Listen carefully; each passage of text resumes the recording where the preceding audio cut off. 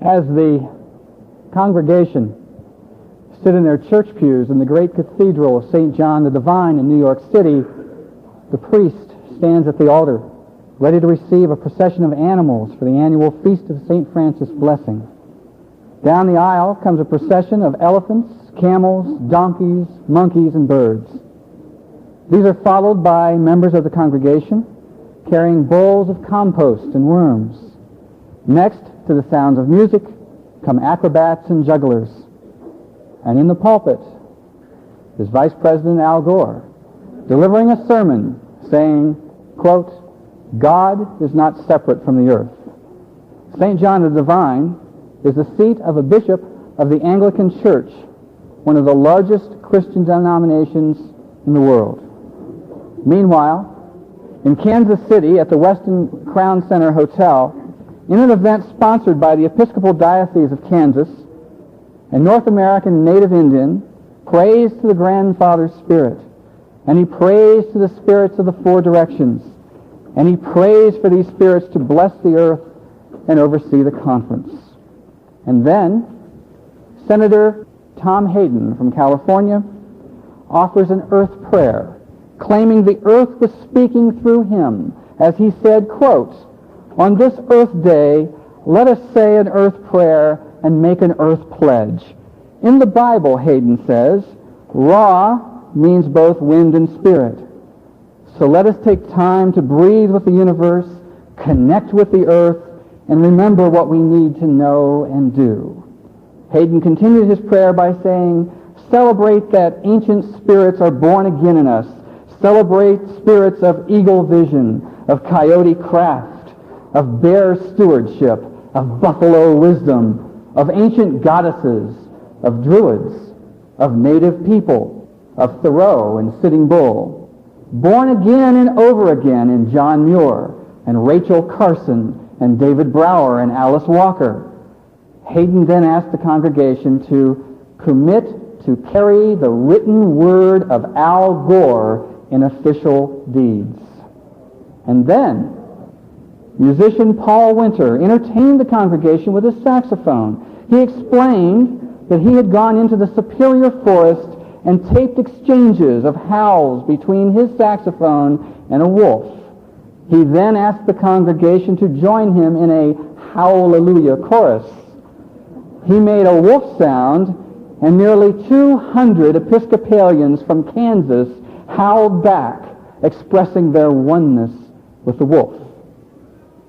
And on a hillside just outside Boulder, Colorado, 200 Americans found their own space and began meditating and resonating using vibrating sounds that sounded like locusts.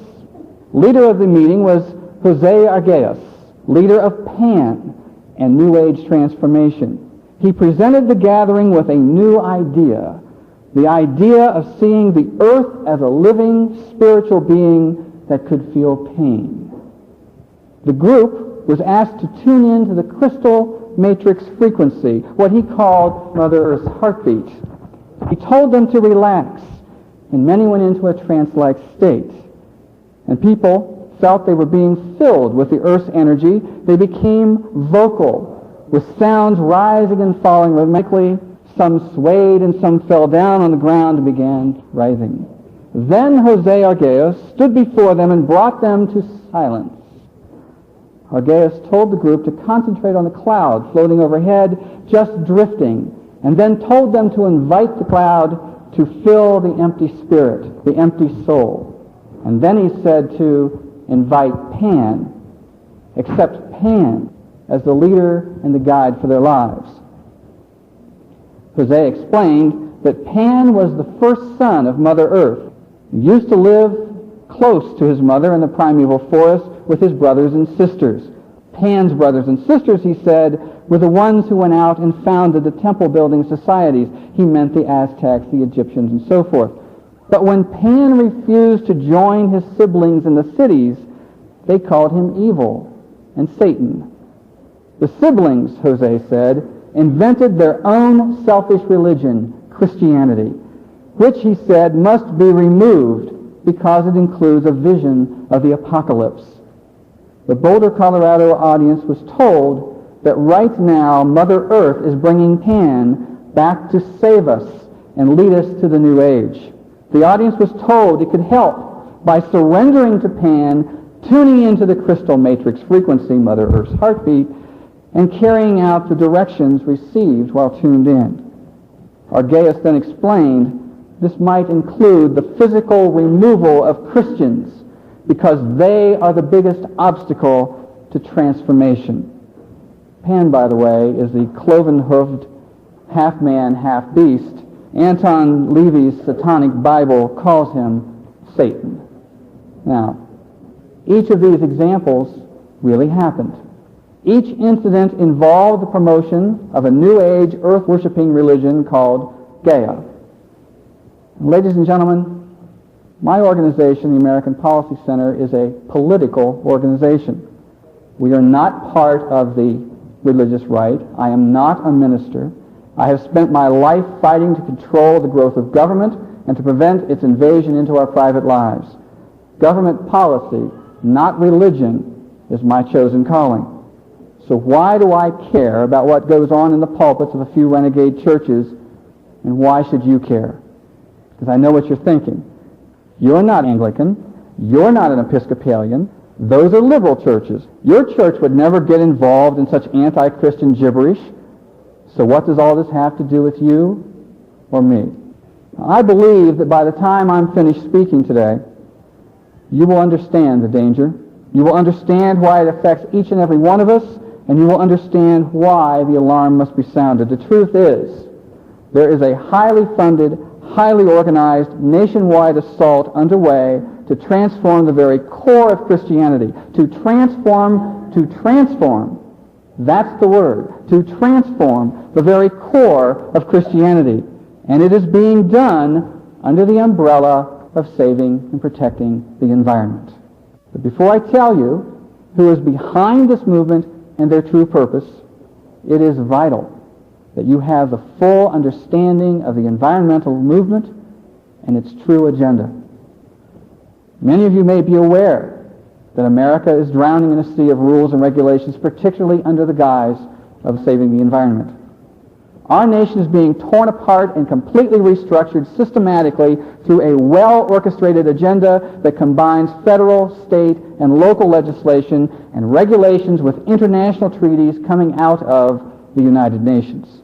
Saving the environment has become the unifying battle cry for an almost limitless array of doom and gloom disasters that we are told hover on the horizon. Many Americans have proven to be willing to give up their liberties and their property rights in response to the warnings that the sky will fall if they don't.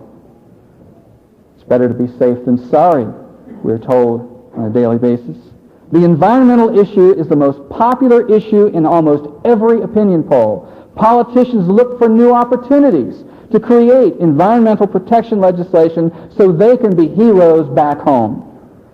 And over the past 10 years, the environmentalist message has taken over the nation's thought pattern. The nation's respected scientific community, including the National Science Foundation, NASA, even the National Oceanic and Atmospheric Administration, NOAA, have joined the chorus warning of the man-made disaster of global warming. The United Nations has come to great prominence in the environmental debate. As a result, the UN's power and influence grows on an almost daily basis as international conferences are held and treaties are signed. This is the true power base of the UN, and all the other things that you've heard about so far, what Cliff was talking about, is growing because of that power as it grows. The news media reports each new study about man-made environmental destruction without even questioning the validity or its source. In our nation's classrooms, the environmental agenda is creeping into almost every aspect of the curriculum. You will find environmental questions in math textbooks, in English classes, and history classes. Why the relentless push on the environmental issue? Are things really that bad? Have we made no progress in 20 years of so-called cleanup with billions, trillions of dollars spent? Who are these people pushing this agenda? What do they really want? Are the scientific reports on disasters like global warming true? Well, let's look at the facts. Vice President Al Gore lost no opportunity this summer to drive home the horror that global warming is a reality. He said that this was the warmest summer in history. He said melting polar ice caps will flood our coastal cities. He said fires in Florida were the result of global warming. He said tornadoes and hurricanes were stronger than ever in history. He said El Nino was the worst ever. And in each instance, he cited reports released by government scientific agencies. He cited the fact that 2,500 scientists have issued a report through the United Nations stating that global warming was a fact. Consensus of scientific opinion became the battle cry of the White House. The fact is, satellite data show no indication of temperatures warming over the past 18 years. In fact, they show a slight cooling. History shows that during the past 3,000 years, there have been 5 extended periods when it was distinctly warmer than it is today. The sun, not carbon dioxide levels, affects global temperature. Even as far away as Neptune, one of its moons has just experienced a rise in temperatures because the surface ice was causing it to absorb more of the sun's heat. And I assure you, there are no cars on Neptune. We have just gone through a completely natural phenomenon called El Nino. It happens every 10 years. It warms ocean temperatures and causes heavy storms and vast temperature reversals. It's 100% natural, and this year El Nino, contrary to Al Gore's hysteria, was far from the strongest on record. What about Al Gore's claims that hurricanes and tornadoes are worse than any time in our history? In fact, the most recent UN report indicates that hurricanes are decreasing in frequency and intensity as well. But Gore has told the media in a breathless tone that tornadoes had killed 122 people in 1998, matching the record set in 1984. The fact is, no record was set in 1984. In 1974, tornadoes ripping through the Midwest killed 315 people. And even worse, in 1925, tornadoes killed 695 people. And what about that scientific consensus? Those 2,500 scientists that tell us global warming is real. Well, we looked into who they are, and here's what we found. First, only about 10% of them are actually scientists who would be qualified to know anything about weather. There are all kinds of scientists, you know. The list also included a whole bunch of government bureaucrats, lawyers, some psychologists, a guy involved in the travel industry, and someone who's an expert on Chinese medicine. That's Al Gore's 2,500 scientists who will change your life. On the other hand, a poll of American and Canadian climatologists, the real experts in the issue, showed more than 80% had doubts about global warming. More than 4,000 scientists, including over 70 Nobel Prize winners, have signed a document called the Heidelberg Appeal. That document pleads with the international community not to take drastic measures on global warming because we simply don't have enough information to begin making policy.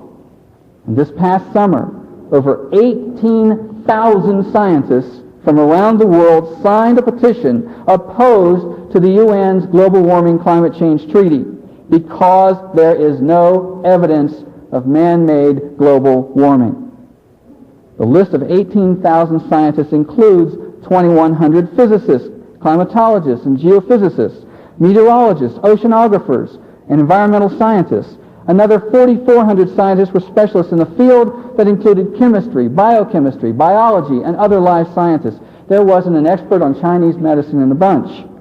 One would expect that many scientific doubters in the most important issue of the day would be reported on the front pages of every newspaper in the nation. Such a story could have the effect of virtually killing the whole scare of global warming. The story never made it into the newspapers, most of them anyway. And when it did, it was simply to ridicule them as a vocal minority.